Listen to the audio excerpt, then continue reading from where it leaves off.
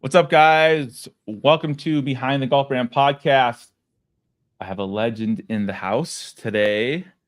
You have seen his content, products, everything, everywhere for the last, a couple of years. I know I have. I've been following him. I'm a good friend, Nick Venson from Swag Golf. If you guys don't know what Swag Golf is, they make pretty much the sickest head covers in the world. And they make sick-ass clubs too, putters and everything. And this guy is so freaking talented, I can't even tell you, because I know his story, and I was like, I didn't know that. So anyways, welcome to the show. Appreciate it, Paul. You're making my my head blow up a little bit here, so thanks. Appreciate it. That's all right, dude. That's cool. I don't mind that. Like, we all have to get that sometimes. So where are you from? From Chicago, born and raised. What part of Chicago? North of the city, up in Lake Forest is where I grew up. Are you good at golf or are you shitty? I'm good. Really good. Are you really? Yeah, a 0. What's your handicap? 0, scratch. Are you really? Yeah. Yeah, I'm marble. I'm a 15. That makes that show. My buddies hate it. It's I don't know why. I don't play as much as I should, but somehow the duct tape and super glue keeps the game together. Did your dad, who taught you how to golf? Like your dad or what? Your grandpa? No, my dad dabbled golfing growing up, but actually a good buddy of mine kind of convinced me to go play with him one day, and I just kind of fell in love with the game. I was 13 years old. How old were you? 13. Wow. And then did you start taking lessons? Did you play in high school or? Yeah, I played through high school. No, I didn't take any lessons. Kind of really just self-taught. Just playing 36 holes a day at junior golf, carrying my own bag all summer, working at the golf course, parking carts when I was like 14, 15, and getting free golf out of it. So I played like 200 rounds. Life, right? Yeah, it was awesome. It was the best. So that was like your first taste into golf though, right? It's like just playing as a kid and really getting into it and getting good. Did you do all the AGCA whatever tournaments and all that? No, I didn't do anything like the AJGA or anything like that. I played some of those IJGA local events, CDGA local events. But honestly, it was a lot of playing golf with a lot of the older guys at the club who were in high school or whatever. And honestly, they took my money in the early days and they taught me how to gamble on the golf course. the real parts of golf. Yeah, right. I mean, that's where I really learned how to play. What's the most amount of money you ever won as a kid gambling? Actually, I mean, I wouldn't say it was amount of money. I remember a time I won a TI 83 calculator. No way! I won a TI 83 calculator off somebody who wanted to double down, didn't have the money, and so yeah, I got yeah. Hey, what was the game we used to play on TI 83s? Like Drug Wars and some of those games that were. Oh my god! Those really crappy games you could play. Yeah. And you'd be like, you could buy stuff, or it was very this is what it is. Hit yes or no. But you had to program that. It was GTA stuff. Way before GTA. It was like the Four Guys version of GTA. Yes. Yeah, exactly. But it was so cool. So when you're in high school, you're not trying to pay attention. You're like, hold on. You guys saw some crack. Oh my god, dude, that's crazy. I heard a story once about a guy who lost 60 grand at one round of golf. I believe it. I've seen some crazy stuff. Crazy. What else have you won? Is that when you won your StarTAC phone, or is that No. I don't know. We play, honestly, as kids, we were always playing for lunch or something like that. We were playing 8-point scotch for a nickel or something. It was nothing. They were cheap games. I've gotten to some bigger games lately, in the past years, but it's more for fun and pride. I just want to win. I don't really care about the competitiveness. Yeah. So I know your story because you told me it, but I love your story. So how did you get into putters initially? Because he's the OG of putters, you guys. I got into it at honestly, I was, like I said, 13, 14, 15 years old playing at Deer Path Golf Course up in Lake Forest. And for whatever reason, one of my buddies needed a putter to be refinished. He dinged it or dented it. And I had in my head that I could fix it for him somehow. So I was in my basement with sandpaper and doing the whole thing and made it look nice for him. And at the time I was just super interested in in buying a Scotty Cameron, my first Scotty Cameron. I was 15 years old. I was like, I got to have a Scotty Cameron. You know, So how did you even hear about Scotty Cameron back then? You just saw it on the tour? honestly, because I was watching Tiger, right? I mean, I was watching Tiger, and he had, And you're like, that I want Tiger has, yeah. he had the Scotty Cameron Terillium, and it was just super cool and different. Copper insert. Nobody had anything like that. I thought the putter was sexy as hell, and I wanted one, and they were expensive. And it was one of those things where it's like I had to have it. So I was like the first guy in my group to get a Scotty Cameron. I had to borrow money from my dad to get it. And I remember him telling me like it was crazy how expensive it was. Kind of thought he was going to teach me a lesson. Like you shouldn't be buying a putter that's this expensive. And it just took me down a rabbit hole of learning about collectible putters and high-end putters. Because back then, like it wasn't really a thing yet, right? Like, and like not it had just started. I mean, don't forget, like what year was this? 90 end of 97, right? Tiger won the Masters 97, so it was end of 97, early 98. And like maybe eBay was around, but like I don't think anybody was using it, as we are today. There was like Golf Web classified ads, and there was the Yahoo Golf forums, and all these like just weird old, archaic websites where people were buying and selling golf products. But just nothing like we have today with, the Golf Works and the Facebook groups and all that sort of stuff. I mean, there was nothing like that. And I found myself in this Golf Web classifieds where people were looking for like rare Scotty Camerons. And I was like, man, I think Scotty Camerons are cool. I think I could, maybe I can find some of these. And I ended up becoming friends with a guy in Japan who was looking for some new Scotty Camerons from the United States. And we made a deal. I had no idea who he was at the time. It was honestly like a handshake agreement over the internet. And I got him putters he wanted from the US, and he got me old Scotty Cameron stuff from Japan that was handmade. And I became like I became like a dealer at 15 years old, buying and selling putters. 83, dude, and you learned how to do that. Yeah, exactly. So I had all these packages showing up at my house, and I think my dad was probably not 100% sure what I was up to, but I got the job done, and I was making money selling putters, so it was fun. You're making pretty good money. How old were you? Like 16, 17 or something? Yeah, like 15, 16, 17. I was making more money buying and selling putters than I was working at the golf course, that's for sure. So like, was the initial, like everything was you were just buying and selling Scotty Camerons? Yeah. Like I know when, like, what's the oldest Scotty Camerons back then? Like when like an original OGs, was that from the 80s? Me, like I don't know.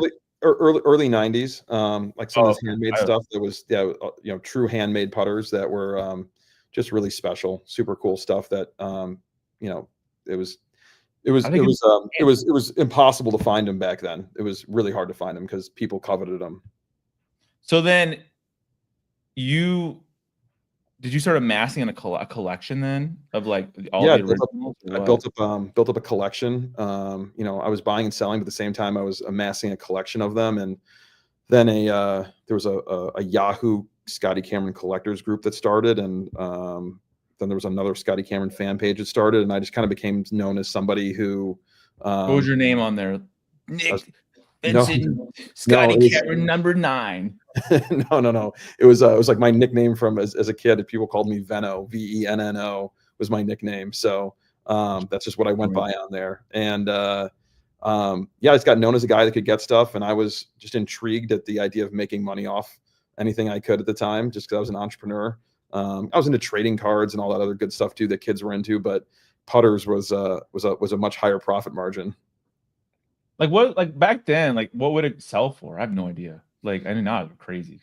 I mean, honestly, even back then it was all over the place. I mean, some of the high end stuff was already going for $4,000 or $5,000 for a rare Scotty back then. Crap. Yeah. I mean, that's thing. How much think that is worth now? I don't even know. I mean, the prices have gone up dramatically. Yeah. So you were Venno. Yep. You were the big Venno, and everybody knew that you were like the man. And then what happened? So like this is so cool. I love this story. So I'll fast forward like a little bit into it, but I basically get known as this guy that's really into it. No, I know my stuff. I know the nuances of the putters. And as the years go on, I'm in college, and this guy Rand, who unfortunately passed away a few years ago, wanted to open up a new Scotty Cameron distributorship in LA. and I was on a short list of like 3 people, but I was number 1 on his list for somebody he thought could really do this. I had met Scotty at a Cameron Collectors convention a few years earlier, and I just think that when you're in high school, though, right? I was in high school, yeah. Yeah, that's the cool thing. Like, I can't believe this. Like, I was like 17 or 18 years old. It was my end of my junior year, I think, and I had an eye for it, and this guy knew I had an eye for it, and they wanted me to run the Art of Putters, which was this new high-end distributor in LA, and deal with all the collectors and do some of the the high-end collectors putters, and really be like a concierge to those guys, because I knew them all already, because I was Veno, right? I was the guy on the board that everybody talked to. Yeah, you knew you could get it, if or you could try to find it. Or somebody I might have had one or whatever. Yeah. So then it's so crazy. So then you're at U of I, weren't you? I was at Iowa. Oh, you're Iowa. That's right, Iowa. I was at Iowa. Dropped out of school. Your dad say WTF? No, see, you should have got that Scotty camera from me 5 years ago. No, he was pretty supportive. I was the one that was kind of a little tongue in cheek. I was like, yeah, hey Dad, I told you I didn't need to go to college like for this. I was going to figure it out on my own. I was always, like I said, I was always an entrepreneur, but dropped out of college halfway through my junior year, and moved out to LA on my own, and just started my life in the putter world, and I did it for 3. I was 20 when I moved out to LA. Did you like LA? Couldn't even drink that. Pardon? Did you like it, or you're like, oh man, this is not? Like, you know what? I fell in love with the idea of. I fell in love with the idea of LA, but being a Midwest guy, born and raised. No offense to Los Angeles who are listening right now, but Midwest guy. Yeah, it wasn't my place. It wasn't my place. I love to visit, but I like the Midwest. I like Chicago. It's my home.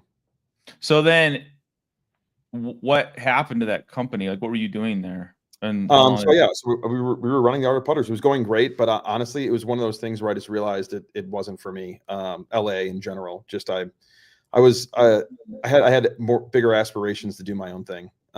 So I moved back to Chicago 3.5 years later, almost 4 years later, and was about to go back to school actually, which I hated the idea of. And someone goes, "You should go talk to Bob Bentinardi.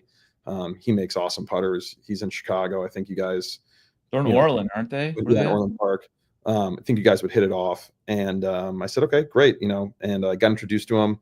We had a great talk. I explained to him, that I wanted to do more than just sell, right? I had my own ideas for design, and I thought I could be an asset to growing his brand. And we made a deal, and I spent 9 years, growing the Bentinardi collectors market. Yeah. Really honestly started off, just kind of dabbling it, but by the time I was done, I was designing and polishing, painting, doing a lot of everything, doing everything. But I was in love with putters. I mean, it's been my jam. I'm a putter nerd at heart. And again, kind of same thing. 9 years, 9 years, isn't it? Like that's. Pardon? I mean, I think putters are a work of art that are functional. Yeah. Oh, definitely. It's art for sure. I mean, I dabbled in 3D modeling and AutoCAD and all these things, and I think I knew enough about not engineering, but like I knew enough about machining that I had my own thoughts on how I wanted to make a putter. And I had, been fortunate enough to work with, basically 2 of the greatest putter makers of all time. Of all time, like seriously, yeah. And those guys are awesome at what they do. And I think that it was one of those things where I was like, how do I put my own spin on this? Because I had a bunch of ideas, honestly, even since the days of the Scotty Cameron stuff, where I'd always been working on, like, I'll call it my little black book of ideas. And I was told, it's too loud, or it's too crazy, or, we can't do it that way because of XYZ, or nobody can machine it that way, or nobody would ever stitch that many stitches on a head cover.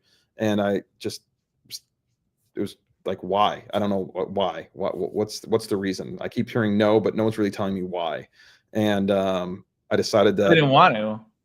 Didn't want to, or didn't have to. I don't know. One have to, right? It comes down to dollar and cents, right? Like, it's not worth, like, when you're young. I had a couple buddies who had really honestly been telling me, like, man, you're so good at this stuff. Like, why are you not going out on your own doing this? And so I said, screw it. I'm going to do this on my own. I kind of just I had it with being told no. And so I decided that I was going to start my own company. So I started Swag, and basically I had the idea for Swag for a while. The don't give a putt. I had that, like, the trademark, the whole idea of it. Like I had already had it in my head, but I hadn't known how to execute it. So I went to a couple buddies. I said, "Hey guys, I need to do my own thing now. Are you interested What in?" year is this? This is middle of 2017. And I go, "I'm going to start this thing tomorrow, basically. Are you in or out? Here's my 5-year plan." And all the 3 guys that I went to, and then I had a few other, like, just friends and family that wanted to invest, just because they thought it'd be fun to have a piece of it. Cool, Right? and help you, and Yeah. They just wanted to say they were part of it, and it was awesome. I had 4 buddies and myself. We started the business. The other 3 of them really knew nothing about golf. I was the only golfer, only one in the golf business, the only just golfer. believed in you, and they believed in the idea.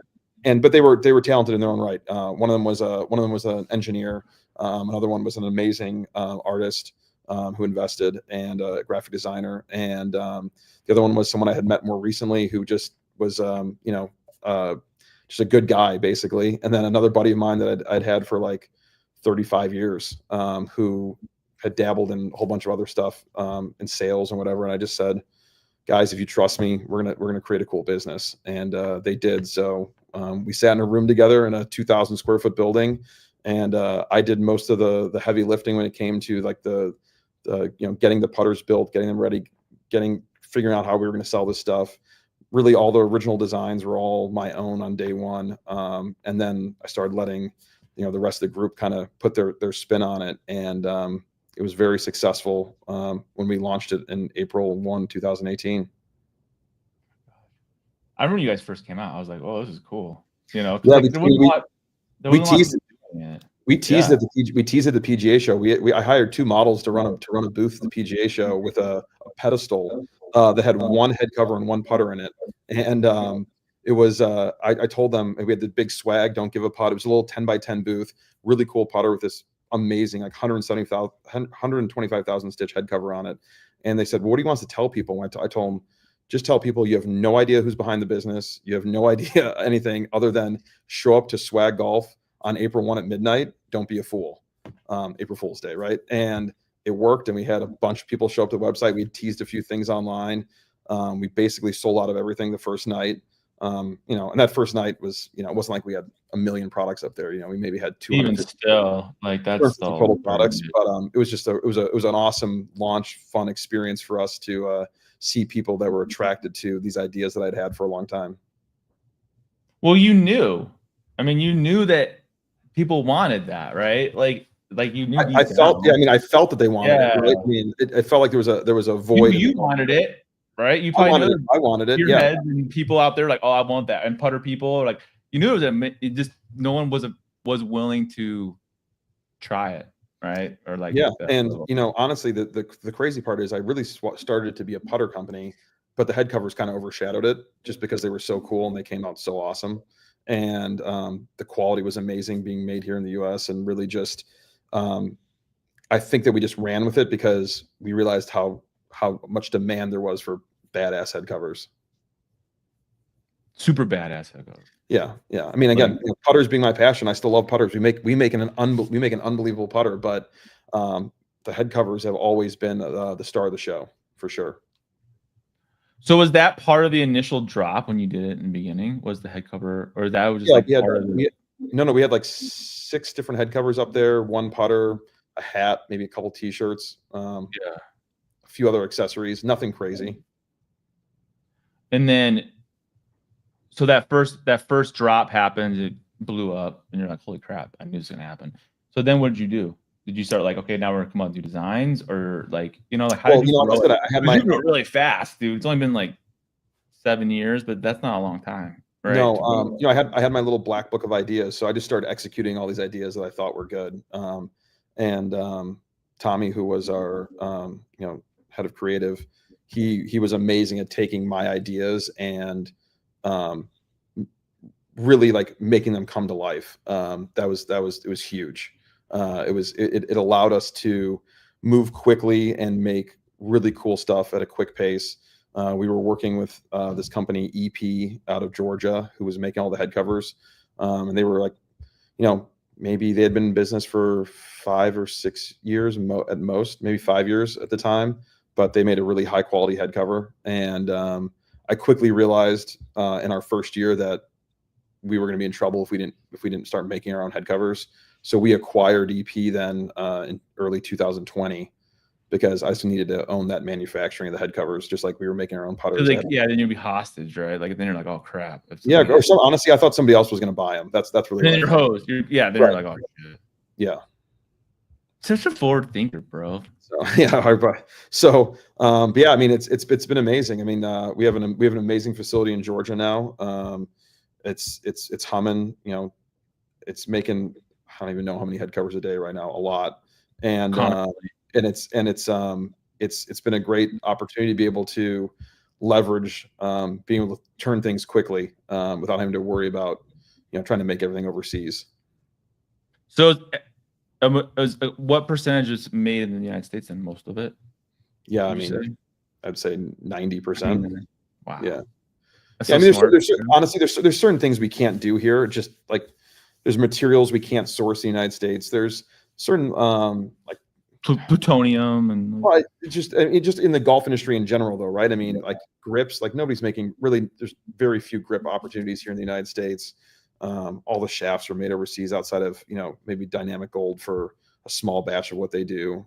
Golf Pride, I still think makes some of their grips here in the U.S. I don't think they make them all. I could be wrong on that, but it's just, again, it's the options are tough. So some things are sourced. I had no idea that you had that much. Honestly, I didn't know that you had that much in the United States. That's amazing. Yeah, I think honestly, the funny thing is, I think overseas kind of gets a bad rap. They're very good at what they do, but honestly, with everything that's going on in the world right now, it's nice to have domestic manufacturing. Oh yeah, dude, with tariffs and shit that happens. Yeah. Christ. And you'd be like, we're the same price as we were before. Yeah. American made. So how do you come up with all these ideas? Like, because you come up with like some, like just, I don't know, cool stuff. Like, is it in your black book, or you just think you look at something and go like, you know what, that'd be kind of cool, or like, are you an artist when it comes down to it, or are you just like I mean, I am. I honestly, graphic design was what I enjoyed most growing up through high school and college. That's something I always did. Like Adobe Illustrator, Adobe Photoshop, all that sort of stuff. I have an eye for it. I don't know. I always tell people it's it's one of those weird things where I could like be watching a movie, or I see something somewhere else in another industry. It could be fly fishing, whatever it is, and I go, man, it gives me an idea. What if we did this with a golf head cover? What if we did this with a putter? What do I like that other people might be attracted to, right? I'm not. I always tell this one all the time. Like, I'm not a WWE wrestling fan. It's just something I never got into as a kid. Yeah. Right. But I got friends who love it. Why hasn't anybody made cool WWE head covers? Well, why don't we do it first? Let's just do it. I mean, why not? Let's bring people into the brand by making things that people who golf like outside of golf. And that's really kind of how I thought about everything with a lot of the designs we do. It's just, what could you be into that is unique and different that maybe nobody else in the golf space is thinking about? I mean, you made some, like, even when it comes to like your ball markers, like for example, you have that one that's like it looks like the old school Nintendo cartridge, right? Yeah. Like, that's so freaking smart. Yeah, and just like, yeah, I mean, we've made little Patron bottles for for markers. We've done, God, I mean, so many things. Candy hearts, like sweethearts with all like the little, yeah, I remember that, bottle caps. I mean, just a ton of stuff we've done. And to me, it was always about making them the right way, like not getting a cheap stamped version of it, making like a realistic, it's a knockoff of whatever, and like a realistic milled version of what that would be if it was miniature. And it took a lot of time to make that stuff, but it's fun. I think it's different. Is somebody going to mark their ball with a sombrero ball marker? And is that a good idea? Probably not. Or the mini solo cups? Like, no, it's a bad idea, right? It's gonna block someone's putt. But at the same time, don't give a putt attitude. So don't give a putt attitude. Hey, hit the ball closer to the hole, and my mark won't be in your way. How big is that ball marker? The one with the solo cups? Is it like only like that big? On the website, maybe I I don't know, 3/4 of an inch tall, half inch tall. I think what's cool too, before we go into like the head covers and like the putters, is like the forward thinking you have when it comes to licensing and getting working with other very large brands, right? Like I mean, like you said, with WWE and not MLB, it's like bringing in other sports so that it's not like as the golf's not an inclusive sport anymore, right? People have other interests, so it's like, I mean, why dance around the issue to say like I'm gonna work with them, like. Well, yeah, but I also think it's like about working with people, or working with brands and people who understand that golf can be fun, golf can be different, right? I mean, golf was it's not my grandfather's golf, anymore, right? It's a new age in the golf industry, and being able to express yourself, I think, is important on the golf course, because everything was kind of stodgy and old. It was the old guard of making things the same way, and now you see all these companies that are, I think, bringing some life back into the game, which is why golf's kind of in this big, revival, right? It should be fun to golf. I don't care if you're a 25 handicap or a 0, right? You want to crush 6 beers, listen to some music, and go have fun for 4 hours. I'm in. I don't really care, right? Yeah. At the same time, and still have high quality stuff. Yeah, but why not have something on your bag? You're a Cubs fan, right? Why not have the Wrigley Field scoreboard on your bag if you want it? Why not have Super Bowl shuffle? Yeah, you want Coach Dicka on your head cover. Why not? Like, it should be fun. You should be able to express yourself and have what your other passions are be reflective of it on the golf course. And I think that, historically, when you look at things like MLB and the NFL, it was a lot of slapping, like pasting logos, right? Taking team logo, throwing on a head cover. Terrible.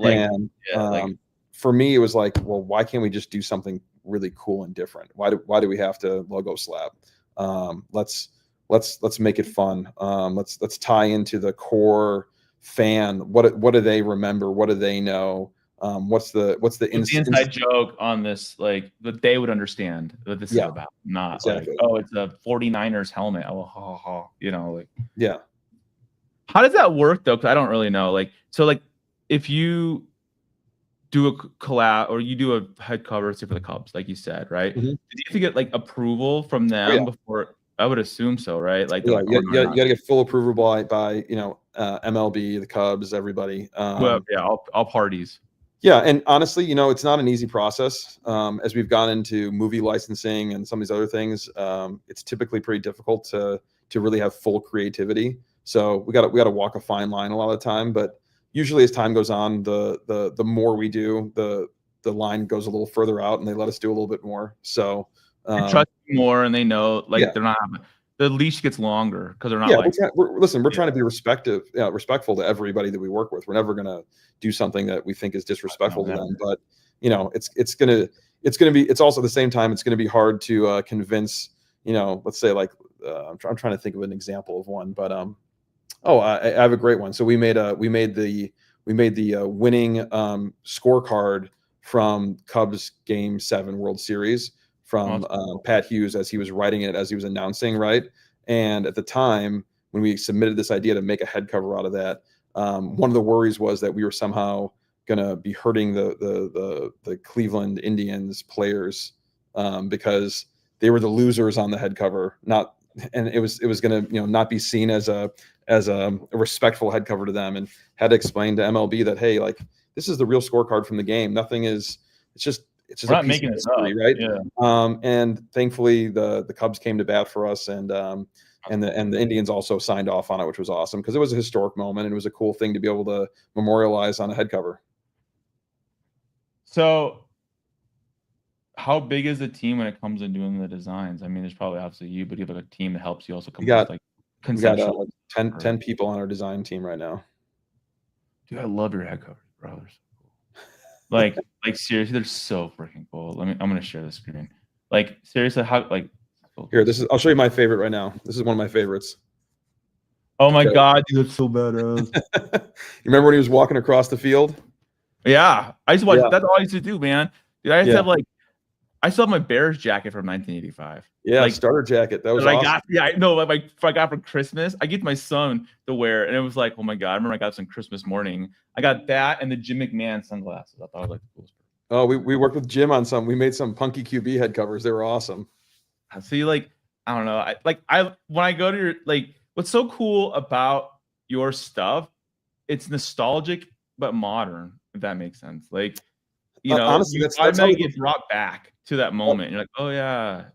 That's how we look at kind of everything we do, right? It's like from I don't care if you're 42 years old or 32 years old or 52 years old or 62 years old.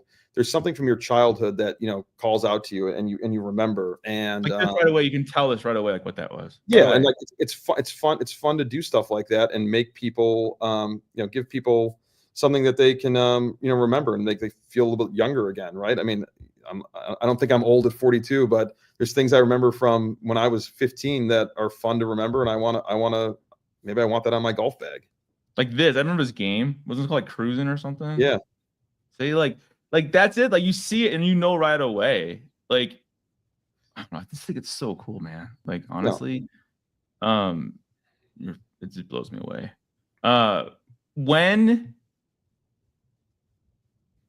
So what's coming out right now or this year that you guys are really excited about? Like, what's the latest drop? Well, the big thing now is April 1, so it's our 7-year anniversary. So on midnight on April 1, we're going to be dropping new products like we always do every year, and usually all of our hardcore OGs plus new fans of the brand show up at midnight Central Time, and we do a drop, and then we drop other stuff throughout the day on April 1. But it's usually where we bring back some of like our most iconic stuff as well as any new stuff that we want to show off. So that's like the big ramp up period right now, right? Yeah. Before, so like a week and a half. That staff bag right there is the cool thing we just dropped yesterday. I'm gonna enter. That's cool. Yeah, the game. And this is for the April 1st, I'm assuming. No, this was just something that we dropped this week just because we wanted to drop something cool. That's so freaking cool, dude. What I love is the baseball stuff personally, like especially like this LA Dodgers and the Cubs, this series. I mean, like I like scroll down one more.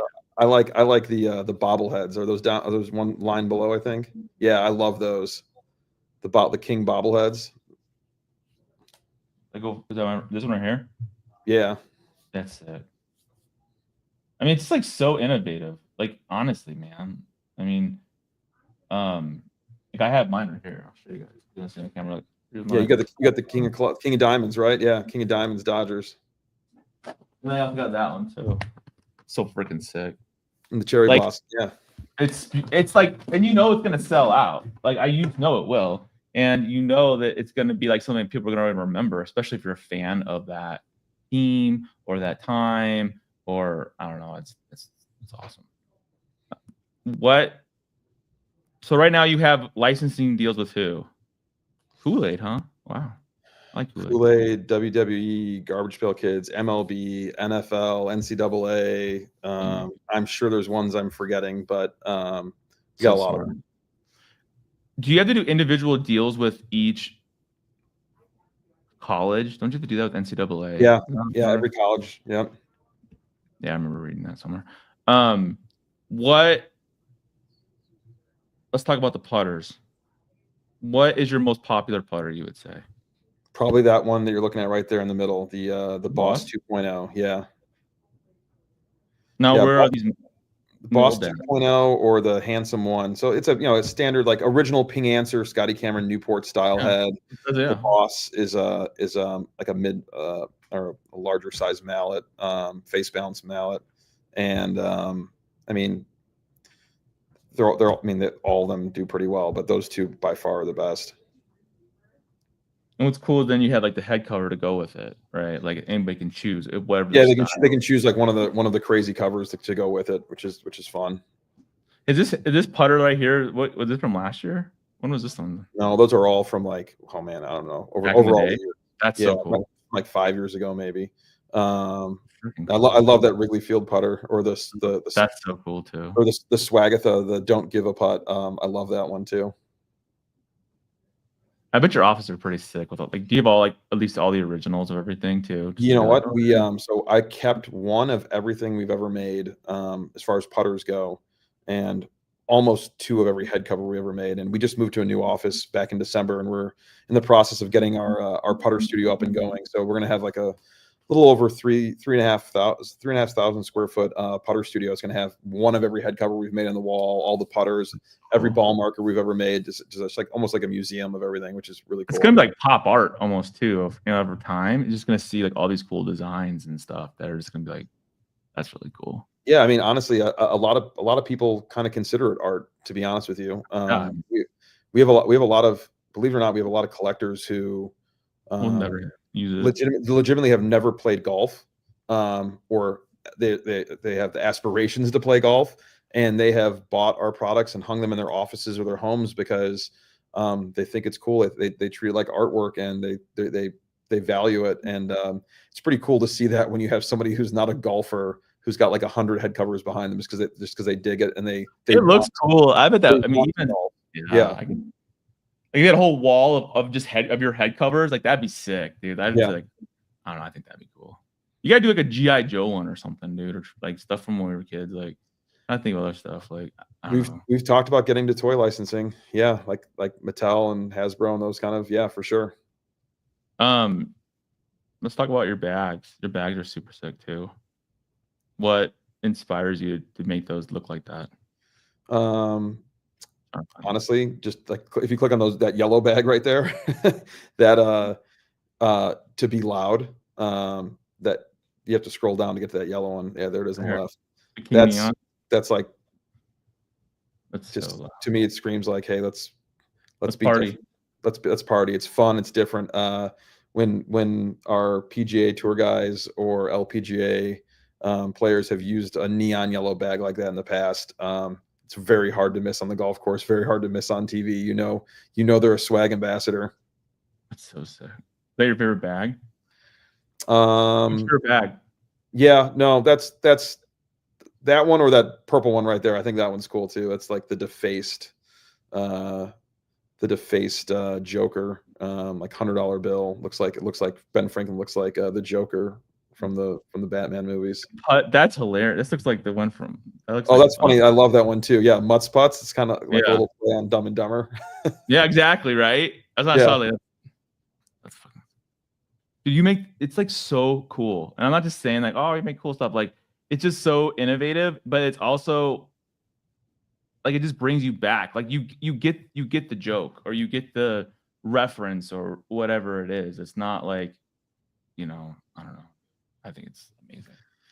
We try to touch back on nostalgia all the time. I think it's part of what makes you feel good, right? And I think there's something about showing up with a new head cover or a new bag, to your Saturday foursome or whatever, and some guy looks at your bag and goes like, "What the hell is that? That thing's amazing," and you feel good about it. I mean, I joked when I started Swag, like it's kind of like being the first kid to get Nintendo, or the first kid to get the new pair of Jordans. Like if you were in grade school, or you're 13 years old or 14 years old, and your buddy gets his pair of whatever it is, Jordan 11s, and you're like, damn, like I wish I had those, right? Like I want to get a pair of those.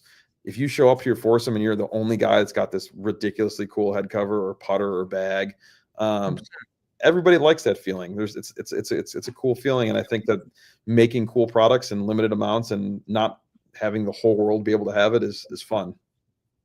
So, is all of Swag stuff? Is any of that sold in stores, or is it? Or is it mainly just D2C or what do we call it? We've basically been 100% D2C for the first 6 years. This last year, we started getting some of our putters like in Club Champion and Golf Galaxy. You'll find some of our head covers, some of our licensed head covers in Golf Galaxy. We actually launched 2 new business lines: this Rewind Golf, which is all the movie licensing, and Hometown, which is all the sports licensing. So you'll see those in Golf Galaxy and Dick's and like Golf Town Canada and some of these other places.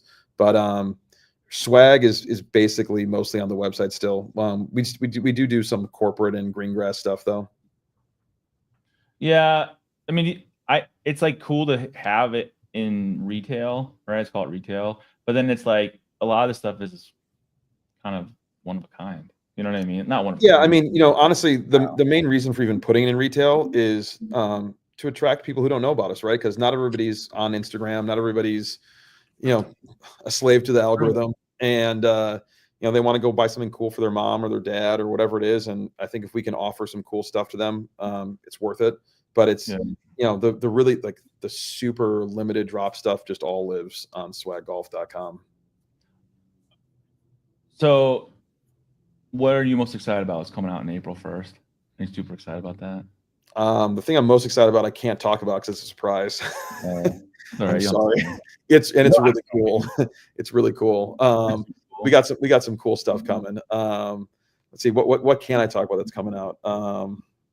I saw some cool stuff at the PGA show you guys have coming out, and I was like, that's cool. I'm not Yeah, I mean, you know, we got some big projects in store this year, so it's going to be a busy year as it always is. But we got some really big projects coming out. Big growth here. Another big growth here because a lot of new cool stuff's coming. Yeah, another big growth year. We you know, we've been fortunate enough to been asked to do head covers for the Ryder Cup the last couple of years, and for the team as the captain's gifts.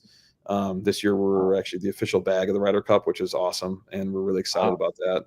Yeah, so that'll be unveiled in a month or so. That's so cool. Well, I just want to tell you guys, Swag Golf makes some cool stuff, and you guys need to check it out. And if you like cool head covers or cool bags or cool putters, or you know something that's really, really cool, that's like, I don't know, I feel it's like the kind of the forefront of what's happening right now in golf, especially in accessories and putters. You guys have to check out Swag. I mean, like, where can people find Swag if they don't know where Swag is, if they don't have the internet, I guess? Swag.golf is the #1 place you can go. Also, you can check Golf Galaxy and Club Champion. They have our putters in there and a few head covers as well. That's cool. Well, guys, thank you, Nick, for being on the show today. I really appreciate it. Like I said, Swag's awesome. And you know where to find them. And I will see you guys on the next episode. Thanks for having me, Paul.